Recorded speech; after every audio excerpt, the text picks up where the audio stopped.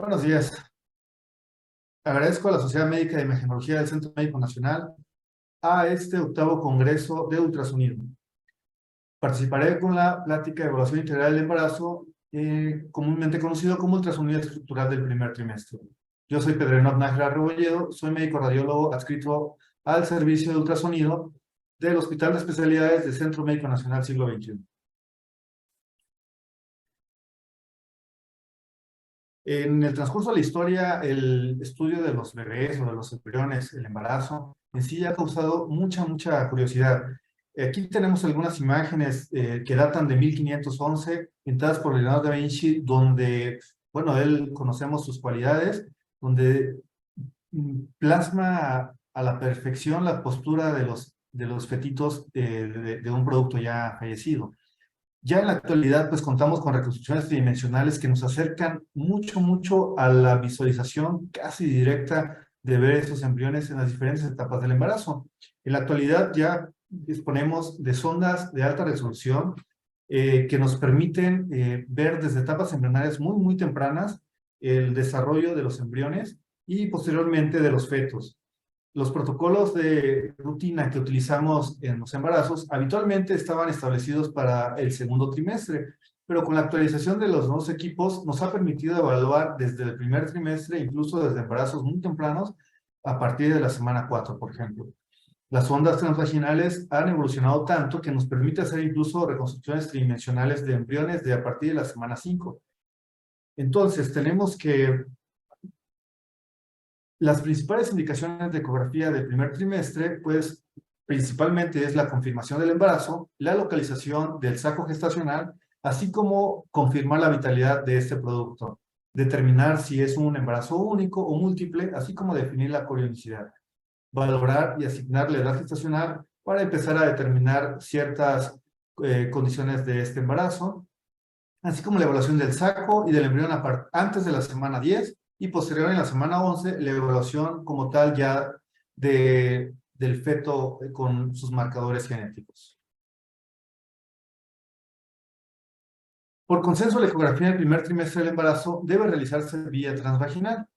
Entonces tenemos que durante un lapso de 3 a 4 semanas los cambios van a ser bastante significativos.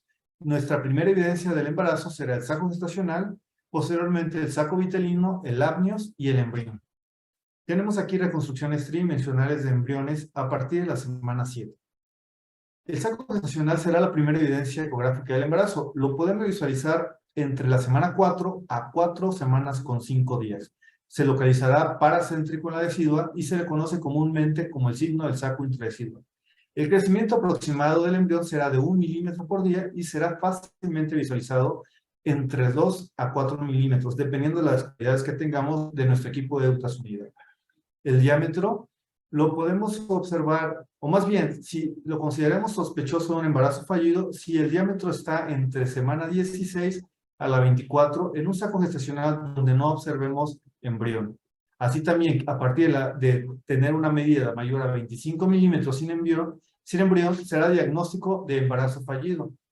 Tenemos aquí unos ejemplos representativos de imágenes tomadas con transductor endocavitario, donde observamos 3 sacos gestacionales. En algunos, en el inferior derecho, ya podemos observar el saco vitelino. Entonces, el saco vitelino lo observaremos a partir de la semana 5 con 5 días de gestación, con un diámetro aproximado de 2 milímetros a las 6 semanas. Este saco vitelino incrementará 1,99 milímetros por día hasta alcanzar los 6 milímetros en la semana 12. A partir de ese momento, debido al crecimiento fetal, ya será menos fácil observar el saco vitelino. Tenemos que, si tenemos un saco vitelino menor a 3 milímetros entre la semana 6 a la 10 o mayor a 7 milímetros entre la semana 9, son sospechosos de un embarazo anormal. Tenemos imágenes tomadas con ultrasonido transvaginal, donde ya observamos el saco gestacional, el saco vitelino, así como una reconstrucción tridimensional donde observamos el saco gestacional y el saco vitelino, y en este caso tenemos el embrión, aproximadamente de 6 semanas. El amnios será una estructura ecogénica que observaremos muy delgadita entre el embrión y el saco vitelino. La observaremos a partir de la semana 5 con 6 días y va a guardar una estrecha relación entre la semana 6 a la 10. El embrión lo observaremos a partir de la semana 5 con un engrosamiento focal en la parte superior del saco vitelino. A este signo se le conoce como el anillo de compromiso de diamantes. Tenemos 3 imágenes. 2 imágenes son tomadas con sonda endocavitaria de ultrasonido transvaginal, donde observamos esta imagen primero, la imagen anecoica. Dentro de ella, una imagen ecogénica redondeada con contenido anecoico y el foco ecogénico que vemos en su parte superior será el embrioncito. Tenemos una reconstrucción tridimensional tomada igual con una sonda volumétrica, donde observamos el saco vitelino junto con el embrioncito. La actividad cardíaca la deberemos ver entre la semana 6 a la semana 6 con 5 días. La podemos visualizar a partir de que el embrión tenga una medida más o menos entre 2 a 3 milímetros y la veremos constante a partir de que tengamos un embrión de 5 a 7 milímetros de longitud. Y esta frecuencia la vamos a 15 la minuto antes de la semana 6, 145 a 170 en la semana 8 y a partir de la semana 9 veremos unos promedios de 137 a 144 latidos por minuto. Estos son hijos de frecuencias cardíacas en embriones de 6 semanas de gestación.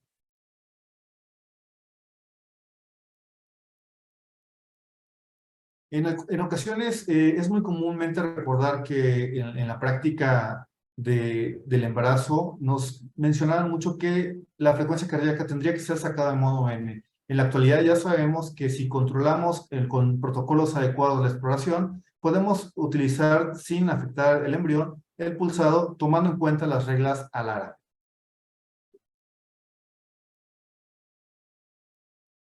El crecimiento aproximado será de 1 milímetro de longitud por día y la medida establecida para poder dar una edad gestacional es la longitud craneal caudal, la cual es una línea recta que va desde el extremo craneal hasta el extremo caudal del embrión y se debe reportar en milímetros. La apariencia de los embriones, pues como podemos observar en estas imágenes de reconstrucción tridimensional, será muy cambiante durante la semana 6 a la semana 12. Entonces tenemos que en la semana 6 veremos una imagen muy parecida a un cilindro o un grano de arroz, como comúnmente se le conoce, donde no podemos discernir entre alguna parte de la anatomía fetal. A partir de la semana 8 observaremos una curvatura en el cuerpo donde se delimitará ya la cabeza, el pecho y el abdomen de los embriones. Ya cuando observamos las extremidades, comúnmente se le conoce como gummy bear o ositos de gomita, haciendo referencia a los panditas de dulce que muchos conocemos. Uno de los parámetros que tenemos para diagnosticar embarazo fallido es que si tenemos una longitud craneocaudal mayor a 7 milímetros sin actividad cardíaca, podemos ya tener sospecha o incluso diagnosticar un embarazo fallido.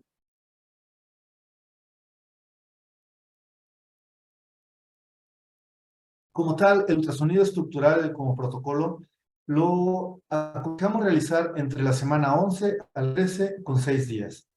Esto es porque la mayoría de las anomalías cromosómicas mayores se va a asociar principalmente a la medición o al incremento de la medición del espesor de la translucencia nucal y esta puede ser diagnosticada y fácilmente visible a partir de la semana 11. Y otras razones que tenemos es que la osificación del cráneo antes de la semana 11 todavía no es valorable, por lo tanto patologías como la craniocefalia, acrania y la anencefalia no la podemos observar o diagnosticar antes de la semana 12.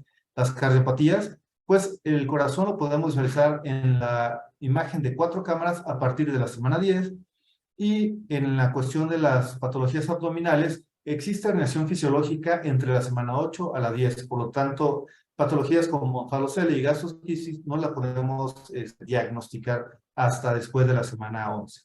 La valoración de la vejiga, pues tenemos que en un 50% solo la podemos visualizar a partir de la semana 10 y incrementará ese porcentaje en la semana 11 hasta un 80% y en una totalidad del 100% a partir de la semana 12 es cuando ya la podemos observar. El ultrasonido estructural va a ser acompañado de imágenes con un test diagnóstico. De esto es una prueba de laboratorio que se realiza junto con la hormona gonadotropina coriónica y la proteína plasmática asociada al embarazo, la cual nos ayudará a dar con certeza y con mayor confiabilidad el riesgo materno hacia alguna anomalía cromosómica. También una de las recomendaciones cuando ya tenemos un riesgo muy alto, realizar una biopsia corial antes de la semana 15 ha estado asociada con ciertas amputaciones de miembros de los embryocitos. Entonces, realizar un diagnóstico, pues realmente si no tenemos una prueba confirmatoria, pues no tiene mayor caso realizarla antes de esas semanas. Entonces, también cuando ya tenemos un riesgo elevado, como resultado, pues las madres y también sus obstetras que están llevando este embarazo, pues pueden tener la opción de abortar o terminar el embarazo en el primer trimestre sin llegar hasta el segundo trimestre, donde el producto ya es mayor, y así evitar pues mayores complicaciones en el término de este embarazo. Entonces, que a partir de la semana 11 a la 13 tenemos incidencia aumentada de la transferencia nucal cuando ya los fetos presentan alguna normalidad. Como punto de buena práctica, tenemos que tener una medida entre 45 y 84 milímetros en la unidad caudal para poder hacer el reporte de este protocolo. Los marcadores genéticos, como has mencionado, pues la transferencia nucal y el hueso nasal es lo que estaremos evaluando principalmente en este protocolo. Entonces tenemos que entre la trisomía 21, 18 y 13, el patrón de aumento es similar. Y esto, vamos, lo normal y las curvas se incrementarán el riesgo a partir de 2.5 milímetros. Así también tenemos que si no observamos un hueso nasal, pues también el riesgo de tener alguna trisomía es mayor. Tenemos que, por ejemplo, en una trisomía 21, del 60 al 70% de los embriones va a carecer de hueso nasal, en la 18 entre un 55 y el 30, y en la trisomía 13 el 30% pues no lo vamos a observar. Aquí tenemos dos imágenes donde la translucencia nucal se observa en un tamaño menor a 2.5 y en la parte inferior de izquierda observamos la translucencia aumentada de tamaño. Cuando ya observamos esto, pues vamos, el riesgo puede incrementar. Sin embargo, debemos tener o ser muy cautelosos que tener una translucencia incrementada tampoco es diagnóstico de alguna trisomía. Dentro de las medidas que tenemos muy importantes en este protocolo es la longitud caducadora. Tenemos criterios de calidad. Para poderla realizar tenemos que tener un corte medio sagital en su totalidad del embrión. La imagen fetal debe ocupar en su totalidad toda la pantalla. Debemos tener una posición neutra del bebé, así como el feto en lo más horizontal posible.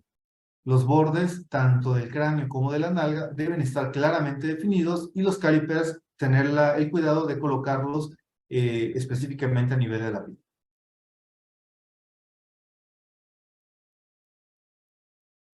Entre otras medidas que tenemos para establecer la edad gestacional, ya nos podemos auxiliar con el diámetro del saco gestacional, la longitud del creador y el diámetro parietal a partir de la semana 12 y 13. El ultrasonido tenemos un protocolo donde vamos a observar en su totalidad la anatomía del producto. La evaluación, como hemos comentado, será donde las estructuras a analizar es la cabeza, la cara, el cuello, la columna, el tórax, el corazón, el abdomen, la pared abdominal, extremidades y placenta. Y cada uno nos va a aportar cierta información para poder llegar hacia un diagnóstico. En la cabeza debemos observar en su totalidad la osificación completa del cráneo, la línea media y los plexos coroides. Es muy común observar esta imagen de los plexos coroides muy parecida hacia una mariposa, donde si vemos una simetría, pues nos ayuda a tener seguridad de que el desarrollo intracraneal es el adecuado. En la cara podemos observar los ojos y en los ojos podemos observar también el cristalino, en el perfil, el hueso nasal el maxilar superior y el maxilar inferior, así como en la parte coronal, el labio.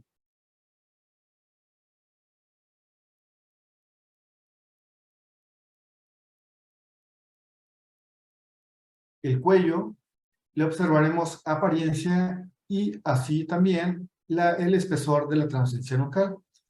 Tener una medida de la translucencia nucal requiere de parámetros de calidad. Eso se realiza mediante la medición en un corte sagital medio donde tiene que incluir la cabeza y la parte superior del tórax fetal, siguiendo la normativa de la Fetal Medicine Foundation. Una medida normal está establecida menor a 2,5 milímetros. A partir de esa medida, el riesgo incrementará para patologías como trisomías. Los calipers deben estar incluidos dentro de ambas imágenes ecogénicas, en la primera como la piel y la siguiente como el tejido subcutáneo. Entonces, ¿de qué nos sirve todas estas mediciones? La Fetal Medicine Foundation ha venido investigando o realizando protocolos para poder llegar hacia tener riesgos muy altamente confiables. Como les mencionaba, pues incluyen la serología de la proteína asociada al embarazo, así como la fracción beta de la hormona gonadotropina coriónica, una historia breve de la madre, como fecha de nacimiento, peso, el origen racial, el método de anticoncepción y así como el método de concepción que llevó al embarazo. Antecedentes, si ha tenido anteriormente algún feto con trisomía 21, 18 o 13, así como las mediciones que acabamos de tomar, como la longitud craneocaudal, la translucencia nucal y la frecuencia cardíaca. Continuando con nuestro protocolo, otra de las estructuras que debemos analizar en su totalidad es la columna. Las vértebras las vamos a estudiar en un eje longitudinal y axial, donde podemos observar la piel, que debe ser intacta en todo su recorrido, así como la pared posterior de nuestros cuerpos vertebrales, así como el canal medular, donde observaremos la integridad de las vértebras.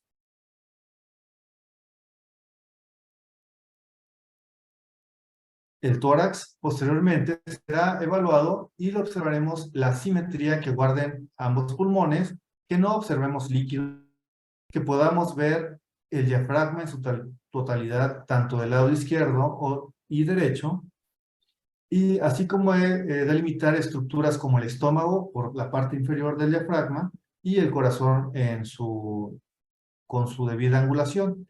La actividad cardíaca que tiene que ser regular, así como la visualización de las 4 cámaras cardíacas.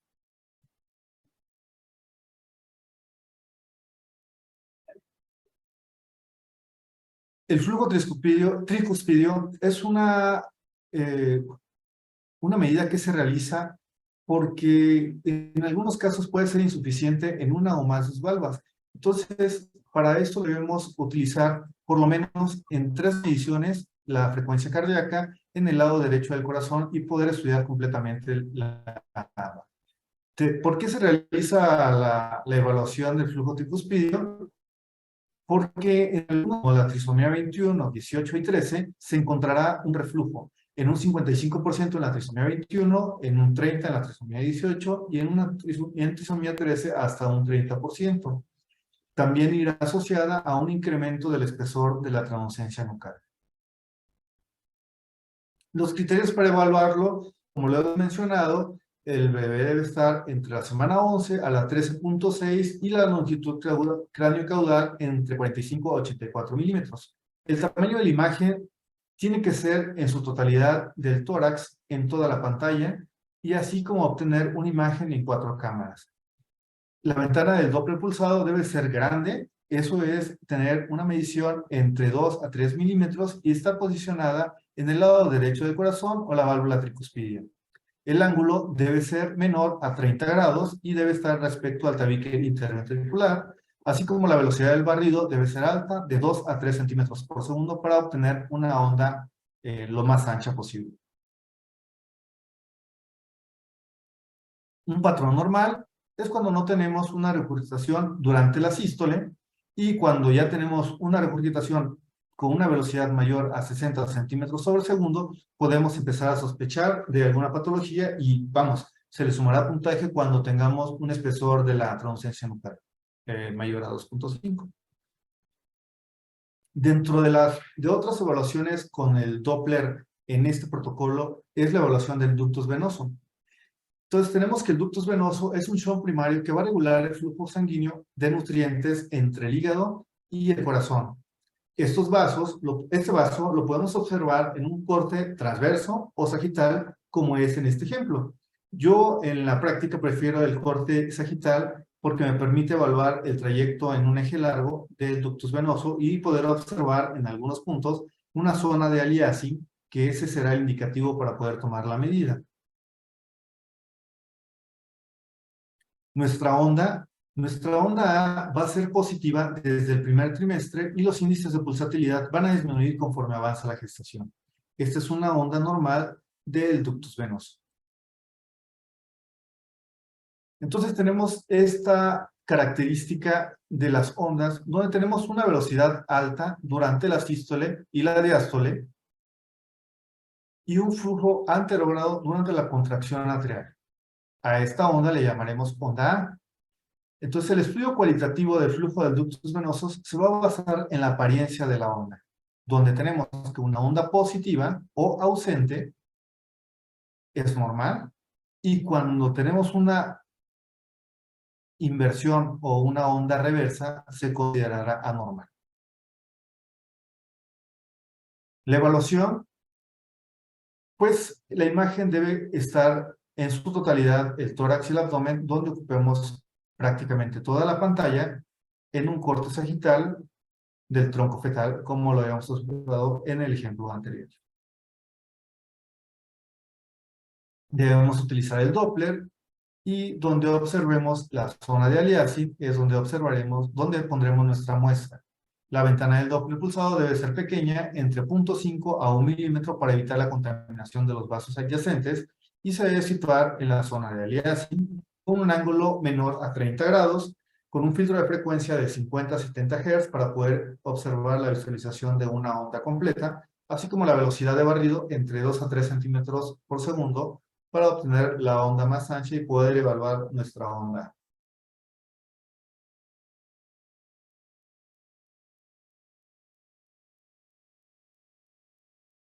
La razón de que se estudia esta onda es porque en el 65% de los casos que tenemos una onda reversa, se da en los fetos con trisomía 21, en 55% en trisomía 18 y en trisomía 13.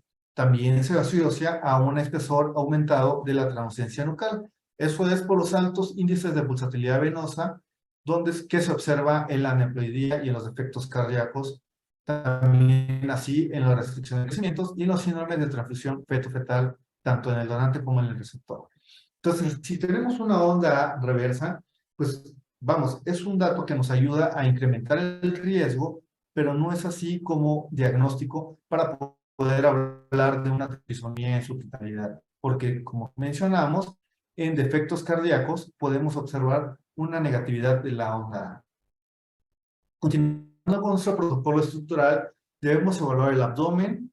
Este caso lo tenemos que poner completamente en axial o en un eje sagital para poder evaluar la integridad de la piel, así como de las estructuras intraabdominales. El estómago es una estructura que ya podemos visualizar con contenido líquido en su interior, lo cual nos permite poderlo localizar infradiafragmático y en la posición izquierda. Los riñones es otra estructura que podemos evaluar en nuestro protocolo, aunque en algunos casos, pues la resolución de los equipos no nos va a permitir observar claramente la estructura. Sin embargo, lo podemos observar como un cambio de interfaz entre la ecogenicidad del hígado y observando más hipoecoico el hígado que los riñoncitos. La vejiga, en algunos casos lo observamos ya con contenido líquido. Los ciclos van a ser aproximadamente de media hora cada producción de orina.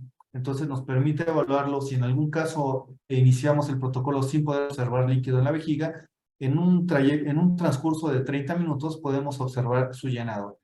También podemos ver la inserción correcta del cordón umbilical tanto en un corte sagital como en axial, y haciendo una inclinación caudal podemos observar nuestra división de nuestras dos arterias umbilicales para poder enumerar el número de vasos que tiene ese cordón. Siendo normal, 3 vasos, 2 arterias, una vena.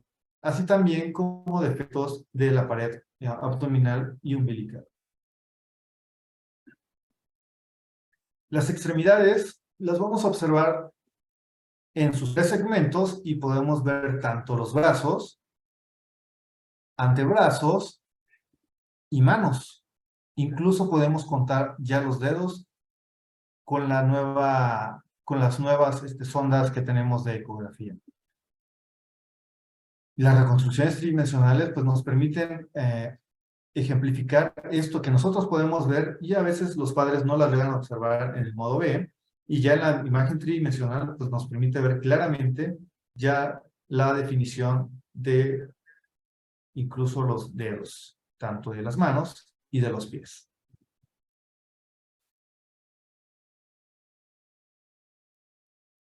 Continuando con el Doppler en este protocolo, nos toca ahora observar la arteria uterina.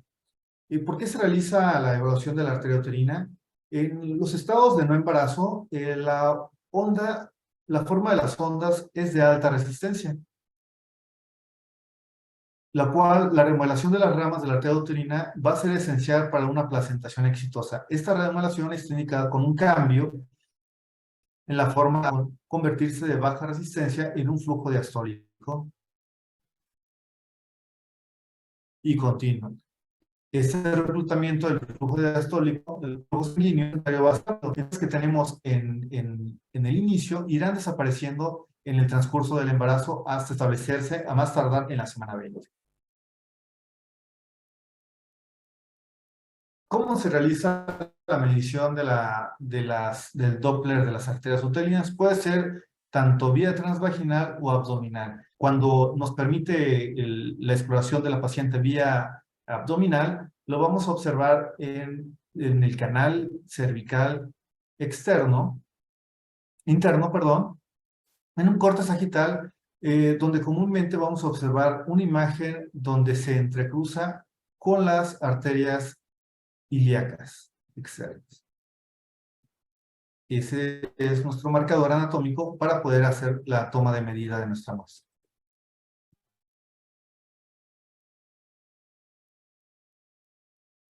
Las características que debe tener nuestra muestra debe ser de 2 milímetros para tratar de incluir todo el vaso, así como un ángulo de isonación menor a 30 grados. El pico sistólico, para poder saber que estamos en una arteria uterina y no en una arcuata, debe ser de una velocidad de 60 centímetros sobre segundo. Y vamos a obtener 3 ondas consecutivas, donde la medida que nos interesa es el índice de pulsatilidad, tanto de la arteria derecha como de la izquierda. El percentil 95 va a situar entre la semana 11 a 13, mayor a 2.4, donde a partir de esta medida el riesgo de presentar preeclampsia se incrementará en las pacientes. La importancia de tener un protocolo estructurado sobre las anormalidades de la semana 11 a la 13 ya ha sido estudiado principalmente por el profesor Nicolaides en artículos ya documentados, donde el alto porcentaje de detección de patologías fetales pues está demostrada. Entonces tenemos que desde un 99 a 50% los diagnósticos que podemos hacer es de hidronacrístico, doble tracto de salida, el corazón izquierdo hipoplásico, gastrosquisis, ófalocele, holoprosencefalia, megavejiga, así como reducción del tamaño de las extremidades. Del 1 al 49% podemos observar espina bífida, hidrocefalia, micropnatia, displasia esquelética, así como complejo Dandy-Walker.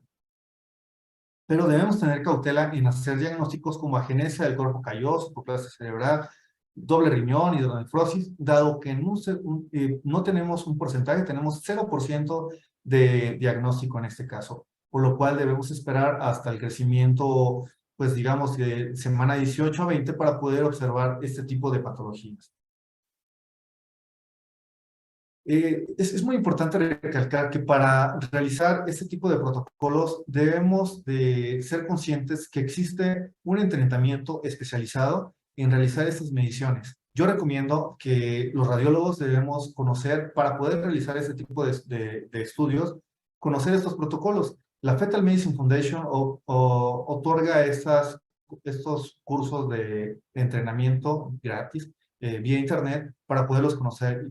Para nosotros como médicos radiólogos nos facilita, dado que tenemos un entrenamiento, vamos, muy avanzado en cualquier equipo de ultrasonido, y llevar el entrenamiento pues facilitará y dará mayor confianza a nuestros pacientes y a los obstetras que nos envíen esos pacientes para poder determinar el riesgo materno-fetal a trisomías que cada vez va en mayor auge, y sobre todo en pacientes que están llevando protocolos de fertilidad para desarrollar un buen embarazo en en su, en sus productos. Dejo aquí mi correo electrónico y mis redes para cualquier duda y comentario sobre la plática, y espero que haya sido de su agrado. Gracias.